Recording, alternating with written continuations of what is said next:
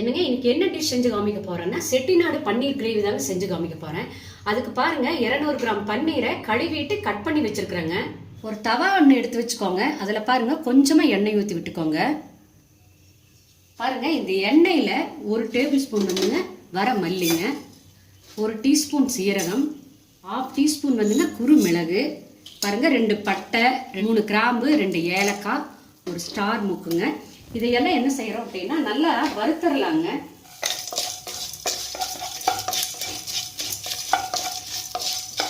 பாருங்க இந்த கொத்தமல்லி சீரகம் பாதி வதங்கின பிறகு பாருங்க 1 டீஸ்பூன் ஆகிற மாதிரி சோம்புங்க, 4 வரமிளகாய், சின்ன பீஸு இஞ்சிங்க, 4 பல் பூண்டுங்க கட் பண்ணி வச்சிருக்கேன், அதையும் சேர்த்து நல்லா வறுத்தரலாங்க. மிளகா முதலே போட்டிங்கன்னா ரொம்ப கருகிடுங்க, அதனால பாதி வதங்கின வரைக்கும் இந்த மாதிரி போட்டு வறுத்துருங்க.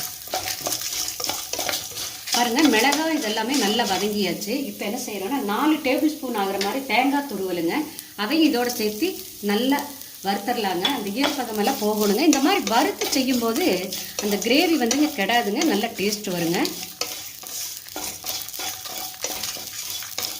பாருங்க எல்லாமே வறுத்தாச்சு. ஒரு தட்டத்தில் போட்டு நல்லா ஆறுட்டுங்க. ஆறுன வரைக்கும் மிக்சியில் போட்டு நைஸா அரைச்சு எடுத்துக்கலாங்க. வறுத்த மசாலாலாம் பாருங்க இந்த மாதிரி நைஸாக அரைச்சி எடுத்தாச்சுங்க. ஒரு தவா ஒன்று வச்சுக்கோங்க. அதில் பாருங்க கொஞ்சமாக எண்ணெய் ஊற்றி விட்டுக்கோங்க. எண்ணெய் காஞ்சிருச்சுங்க, கொஞ்சமாக கடுகு சேர்த்திக்கோங்க. பாருங்க மீடியமாக பெரிய வெங்காயம் 3 கட் பண்ணி வச்சுருக்குறேங்க, அதை இதோட சேர்த்திடலாங்க. சேர்த்திட்டு நல்லா இந்த எண்ணெயில் வதக்குங்க.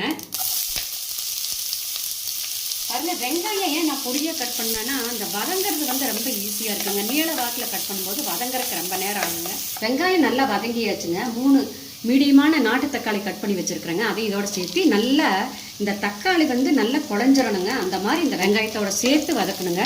இந்த கிரேவிக்கே பாருங்கள் இந்த வெங்காயம் தக்காளி வந்து நல்லா வதங்கணுங்க.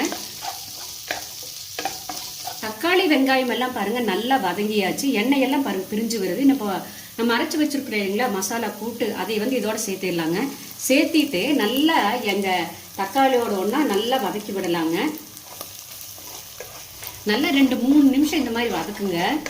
அப்போதாங்க இந்த பச்சை வாசமெல்லாம் போகும். மசாலா பாருங்கள் இந்த மாதிரி சுருண்டு வரணுங்க. நல்லா இந்த மாதிரி வறுக்கணுங்க. தவாக்கெல்லாம் பாருங்கள் ஒட்டவே இல்லை பாருங்கள், நல்லா வறுத்துருங்க. அடுத்தது நம்ம என்ன செய்கிறோம் அப்படின்னா மிக்ஸி கழுவின தண்ணிங்க இதோட சேர்த்திடலாங்க.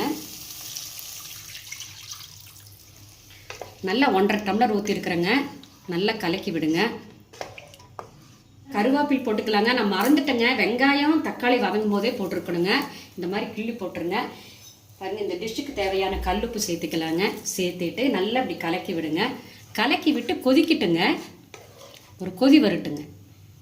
பாருங்க நல்லா கொதிக்க ஆரம்பிச்சிருச்சுங்க. நம்ம கழுவி கட் பண்ணி வச்சுருக்குறோம் இல்லைங்களா பன்னீர், அது இதோட சேர்த்திடலாங்க.